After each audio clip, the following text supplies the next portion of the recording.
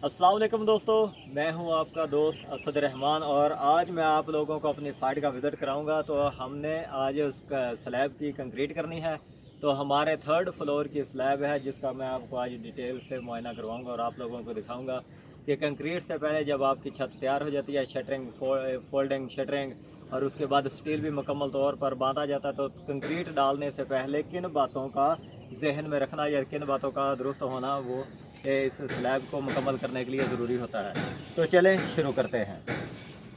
जब छत का सरिया बांधना शुरू किया जाता है तो सरिया बांधने से पहले ही सफाई का बहुत ज़्यादा ख्याल रखा जाता है, ताकि जो हमारी शटरिंग है, जो पलाइयाँ हमने लगाई हैं बतौर लेवल करके शटरिंग के तौर पे जो हम इस्तेमाल करते हैं, उनके ऊपर मिट्टी वगैरह नहीं होनी चाहिए और उनके ऊपर हम डीज़ल ऑयल लगा देते हैं ताकि इनकी सतह जो है वो मुलायम और चिकनाहट वाली हो जाए। उसका फ़ायदा ये होता है कि जब हम कंक्रीट इसके ऊपर डाल देते हैं तो स्लैब खुश्क होने के बाद जब हम शटरिंग खोलते हैं, उसका वक्त पूरा होने के बाद, तो पलाइयाँ जो हैं वो हमारी कंक्रीट के साथ जोड़ नहीं बनाती। अगर आयल लगा हुआ होगा, जोड़ नहीं बनाती, तो फिर आसानी से हम उस शटरिंग को खोल सकते हैं और जो आपकी छत है वो जब आप छत को देखेंगे तो वो बहुत जाज़ब नज़र, उसकी सतह मुलायम होगी। ये उस सूरत में होगा जब आप जितनी ज़्यादा सफाई का ख्याल रखेंगे। जैसे ये स्लैब आपके सामने है, आप देख रहे हैं कि अल्हम्दुलिल्लाह बहुत अच्छे तरीके से इसकी सफाई का ख्याल रखा गया है और बीमों के अंदर भी जो ज़रात वगैरह, जो तारें, शापर है, कागज़ के टुकड़े हैं या कोई भी ऐसा मिट्टी गैर ज़रूरी सामान जो इसके अंदर गिर जाता है, क्योंकि इसमें तो हमने कंक्रीट डालनी है और बीम भरने हैं, छत की स्लैब की कंक्रीट करनी है, ठीक है। तो इस मटेरियल के अलावा जो भी हमें फालतू चीज़ इधर छत के ऊपर नज़र आएगी वो हम सारी की सारी उठवा लेते हैं। अब छत का लेवल होने के बाद ये जहाँ पे दो पलाइयों का जोड़ बनता है, ये जैसे आप सामने देख रहे हैं कि इसके ऊपर पीले रंग की टेप लगा दी गई है ताकि इसके दरमियान में जो झरी थी वो बंद हो जाए। उसका फ़ायदा ये होता है कि जब आपकी झरी बंद हो जाएगी, जैसे ये झरी नज़र आ रही है, इसको भी टेप लगा के बंद किया जाएगा, तो उसका फ़ायदा ये होगा कि जो जोड़ है वो छत के नीचे नज़र नहीं आएगा और बिल्कुल छत जो है वो आपकी हमवार और प्लेन नज़र आएगी। अब जब हम स्लैब की बात करते हैं तो स्लैब में ये दो जाल आपको नज़र आ रहे हैं, एक ये नीचे वाला जाल है, एक ये ऊपर वाला जाल है। अब जो नीचे वाला जाल है इसको हम कहते हैं सिंगल जाल डालना। सिंगल जाल जो है, ये सारा जाल जो सरिया जो है वो डिज़ाइन के मुताबिक ही बांधा जाता है।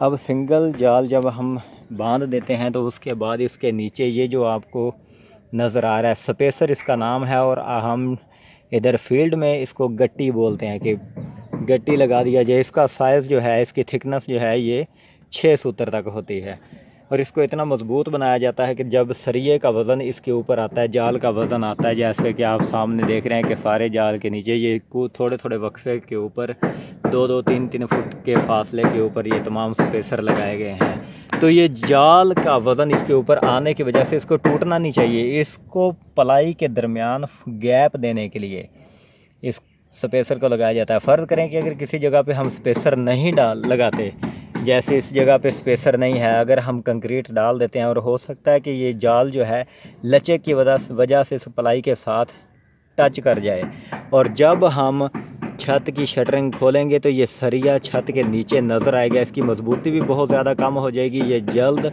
जो है ये ख़राब होना शुरू हो जाएगा और ये छत कमज़ोर भी हो जाएगी। तो इस मुश्किल से बचने के लिए हम स्पेसर लगा देते हैं वक्फे वक्फे पे। जैसे ये आप देख रहे हैं कि हमने इतने वक्फे के ऊपर गट्टियाँ लगाई हैं ताकि आदमी जब जाल के ऊपर चलता है तो उसके वज़न से भी जाल जो है वो शटरिंग के साथ टच ना करे। तो ये सारी की सारी छत अल्हम्दुलिल्लाह सरिया कंक्रीट डालने के लिए बिल्कुल तैयार है। तो थोड़ा सा आप लोगों को मैं बीमों के बारे में भी बताता चलूँ कि ये जो बीम आप सामने देख रहे हैं इसका साइज़ काफ़ी बड़ा है और ये इसके साथ इसकी बीम की साइडें हैं। आप देख रहे हैं कि ये छत की स्लैब का जो बॉटम है उससे भी 9 इंच नीचे तक है। तो ये ऐसे बीम हैं जो छत खुलने के बाद आपको छत के नीचे नज़र आएंगे। इंशाल्लाह वो भी आपको दिखाएंगे हम। तो ये डिज़ाइन के मुताबिक बीम बनाए गए हैं। ये लटक वाले, इनको लटक वाले बीम कहते हैं, जो छत खुलने के बाद नीचे से नज़र आते हैं। एक बीम ये है, ये वाला बीम, ये बीम जो आपको नज़र आ रहा है, इसको हम सी बीम कहते हैं, मतलब कि कंसील्ड बीम। ये ऐसा बीम है जब हम कंक्रीट करेंगे तो कंक्रीट की इसकी सतह के ऊपर आ जाएगी, आती दूसरे बीम के ऊपर भी है लेकिन वो नीचे लटक में होता है। ये देख रहे हैं कि आप छत की स्लैब की प्लाई और बीम के नीचे वाली प्लाई जो है वो एक ही लगी हुई है, एक ही लेवल पे है। सी बीम जो है ये छत के अंदर छुपा हुआ बीम होता है, ये भी बहुत मजबूत होता है और इसको हम ओपनिंग के साथ इसको बांधते हैं। ये सामने वाला एरिया जो खाली आप देख रहे हैं जहाँ पे सरिया नहीं है, ये सीढ़ी बनाने के लिए ओपनिंग छोड़ी गई है और इसको मजबूती देने के लिए ये 6 नंबर की बारें डाली गई हैं और ये सी बीम डाला गया है ताकि इस ओपनिंग की वजह से छत में कोई कमज़ोरी वाक़या ना हो। कंक्रीट डालने से पहले ये जो आप देख रहे हैं, जैसे ये पाइप का एक छोटा सा पीस कटा हुआ पड़ा है, इसको उतार देते हैं, वो उठा देना है इस जगह से। और ये जो टेप वगैरह है जो ख़राब है, इसको निकाल दिया जाता है और नई टेप वगैरह उस जगह पे लगा दी जाती है। तो हमारी छत का एरिया हमारे पास जो है वो 7500 स्क्वायर फीट है, जैसा कि पहले भी आपको बताया। इसमें हम जो है वो कंक्रीट हमारी जो है वो 160 मीटर कंक्रीट इसमें डाली जाएगी स्लैब के लिए जो इस्तेमाल होगी। ये भी आप देख रहे हैं कि बक्सा लगा के एक ओपनिंग की जगह छोड़ी गई है।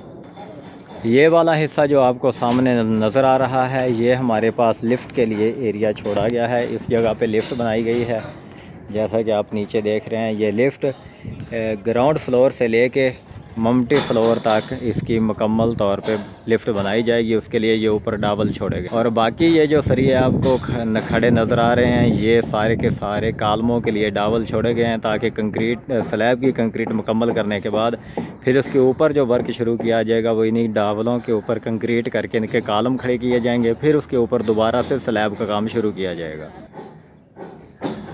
ये जो आवाज़ें आप सुन रहे हैं तो इधर काम शुरू है अल्हम्दुलिल्लाह, ताकि जो नीचे कमी बेशी जो रह गई है हमारी स्लैब में, किसी जगह पे कालम का कैप खुला रह गया है, ये जो अंदर वाला हिस्सा है जो आपको मैं दिखा रहा हूँ, ये साइडें और ये बीम का लेवल और ये नीचे वाला हिस्सा जो है ये कैप कहलाता है। इसको मुकम्मल तौर पे बंद होना चाहिए, मतलब कि इसमें कोई झरी वगैरह ना हो।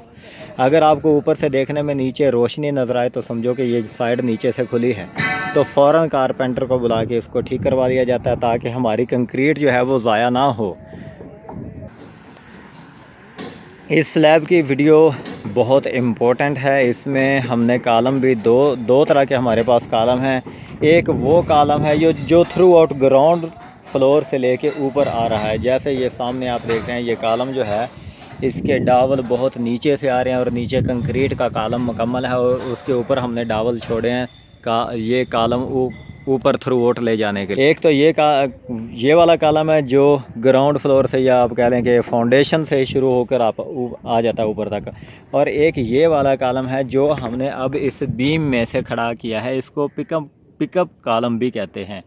ये नया कालम अब इस डिज़ाइन में बीम में आ गया है। ये छोटे साइज़ का कालम है और ये डिज़ाइन में आया है। इसको आप देख सकते हैं कि हमने ये एल शेप बना के बीम की बॉटम बारों के साथ हमने इसको बांधा है, फिर रिंग डाल के ये पिकअप कालम के हमने डावल छोड़ दिए हैं। जब इसकी कंक्रीट मुकम्मल हो जाएगी तो फिर इंशाल्लाह ऊपर वाले कालम जो हैं, ये नए कालम जो पीसी कालम पिकअप कालम जो हैं बनाए गए हैं, ये फिर इनके ऊपर काम किया जाएगा। यानी कि जो कालम फाउंडेशन से ऊपर आता है एक वो होता है, और एक कालम अपनी ज़रूरत के मुताबिक जो है वो किसी भी छत के ऊपर किसी भी हिस्से से या डिज़ाइन में बीम में से जो उठाते हैं उसको हम पिकअप कालम कहते हैं। एक बात और कि यहाँ पे ये तो हाँ आपने स्पेसर देख लिए कि नीचे वाला जाल जो है वो प्लाई के साथ उसको खला देने के लिए हमने कंक्रीट के स्पेसर बना के डाल दिए हैं। अब दूसरी चीज़ इसमें जो है, जो एक्स्ट्रा जाल और सिंगल जाल के दरमियान में जो फासला देने के लिए हम जो स्पेसर इस्तेमाल करते हैं उसको हम टेक्निकल ज़ुबान में घोड़ी बोलते हैं।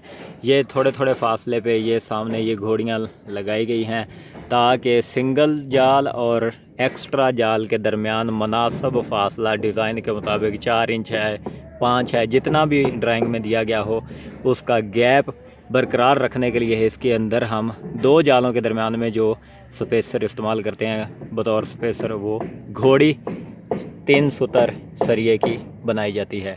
इसका इस्तेमाल किया जाता है, जबकि सिंगल जाल के लिए हम गट्टी का इस्तेमाल करते हैं। अब इस जगह पे आप देख रहे हैं कि ये जो स्पेसर हमने गट्टी लगाई है इसमें दरारें पड़ गई हैं। ये नहीं होनी चाहिए, इसको इतना मजबूत होना चाहिए ताकि ये जाल का मुकम्मल वज़न जो है वो बर्दाश्त करने के काबिल हो।